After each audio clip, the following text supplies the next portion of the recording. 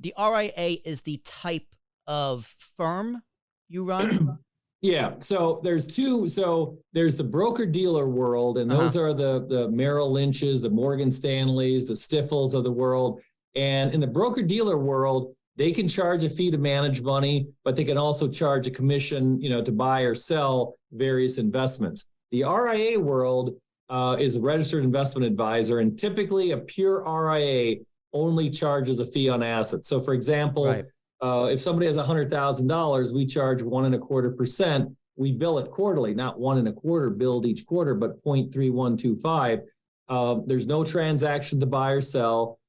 We use many of the major custodians like TD. Of course, they got bought by Schwab, Fidelity, Pershing, and there's some other custodians that are starting to come along. So, there are hybrid RIA firms that, people are dual licensed and they can do, sell insurance and do some commission-based products. But really the spectrum is, are you a broker dealer firm or are you an RIA?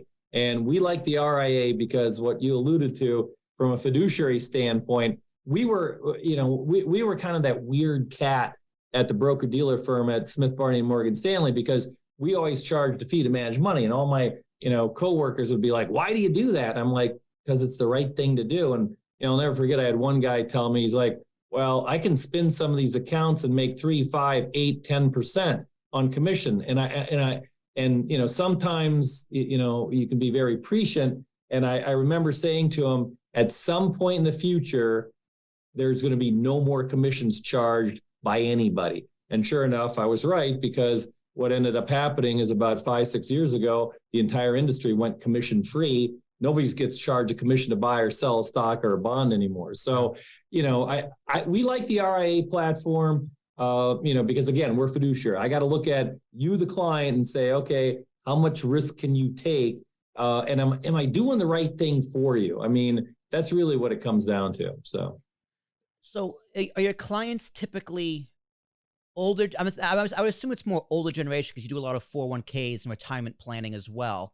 Or do you have a fair mixed bag of old and young people? I mean, it always skews older because, older people have the money, but, we've got. And they're planning, they're trying to plan what to do with their money too. Yeah. But young people love spending money.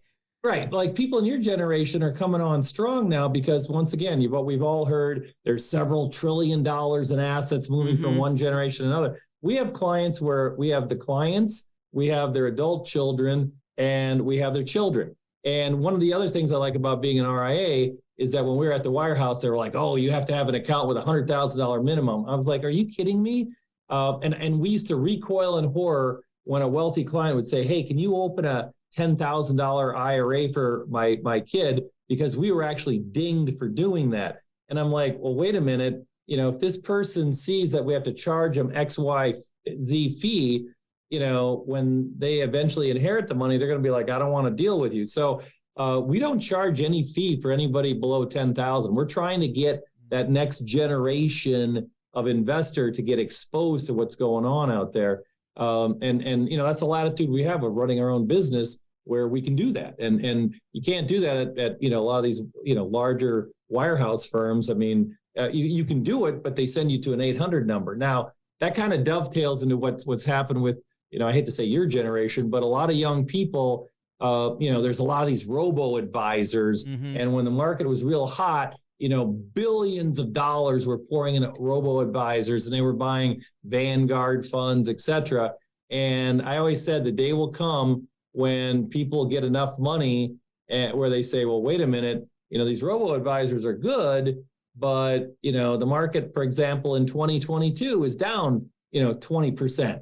And what's my robo-advisor doing? And what we found all along is that as people get more money, they want to talk to somebody. They don't want to be like an 800 number. They want to have somebody that, gives them some ideas, some vision, strategy. We do a ton of strategy at our shop. So like I had a call, we happen to specialize in police and teachers. That's our strong, one of our verticals.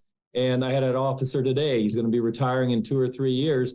he just wanted to chat for like a half an hour, like, hey, I'm doing this, I'm doing this, I'm doing this. And I was like, hey, did you think about this or this? And, you know, that strategy really helps people. And I think younger people are desperate to talk to somebody to give them some strategies, really what they are.